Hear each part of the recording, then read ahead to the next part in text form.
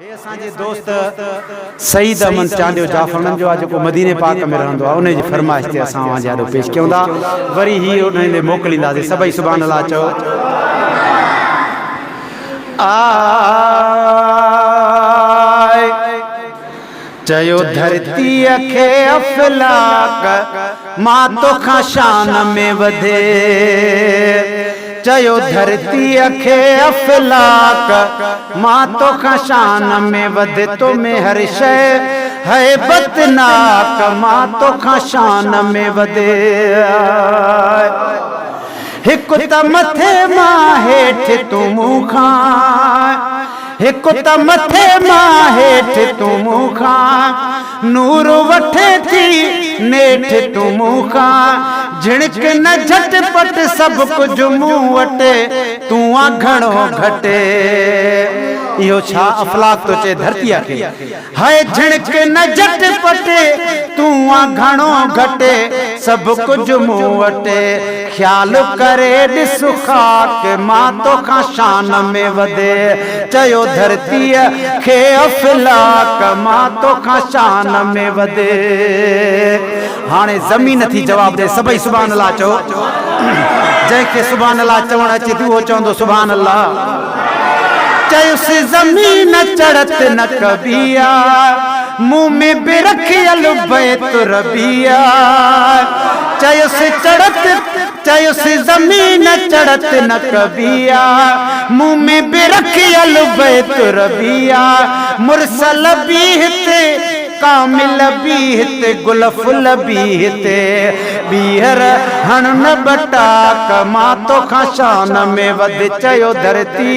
खे अफलाक मां तोखां शान में वधे तो में हर शया है बतनाक मां तोखां शान में वधे फलक बुद्धि हीअं फरमायुसे लोह महफूज जो शान बुधायुसे मलक मोचारा सिंज चंद तारा मुंह मझ सारा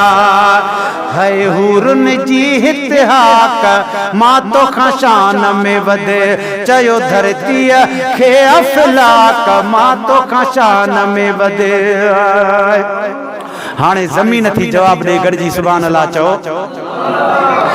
धरती चयो ही खूबी थई मुंह में प्यारा शहीद वली थी मुंह में धरती चयो ही खूबी थी मुंह में प्यारा शहीद वली थी मुंह में आया भलारी भागन वारी मुंह में चौधारी आदमी बाखलाक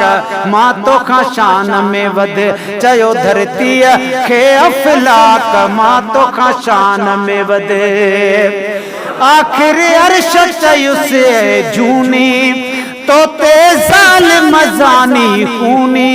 हाँ महणे कियां आही घणी कियां ॾिस त खणी कियां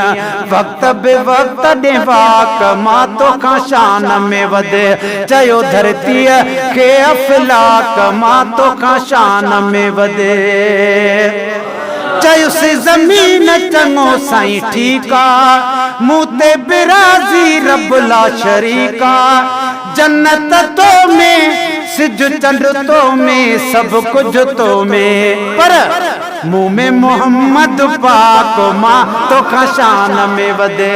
है मुंह में मोहम्मद पाक मां तोखां शान में वधे चयो धरती खे अफलाक मां तोखां शान में वधे हाणे जॾहिं इते किसो ख़त्म थियो आहे जॾहिं हबीब किबरिया जो नालो ॿुधो अथई त अर्श रोई वेही रहियो आहे त मुंहिंजा मालिक साईं इहो महबूब मूं वटि आण गॾिजी सुभान अल्लाह चओ अर्ज़ ॿुधी अर्श रुनो आहे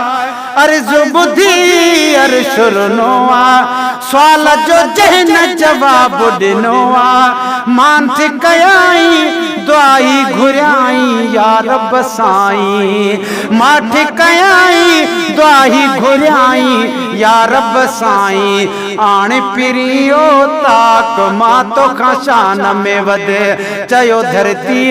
खे अफलाक मां तोखां शान में वधे गुलाम नबी के सिबाज खुदावंद मेरा जुमानो तदही मोहम्मद वह मलही वैसे यार पले पिस मतलब थे मिली फरहत वैसे फेरा का मां तो खा शान में वध चयो धरती है खे अफलाक मां तो खा शान में वध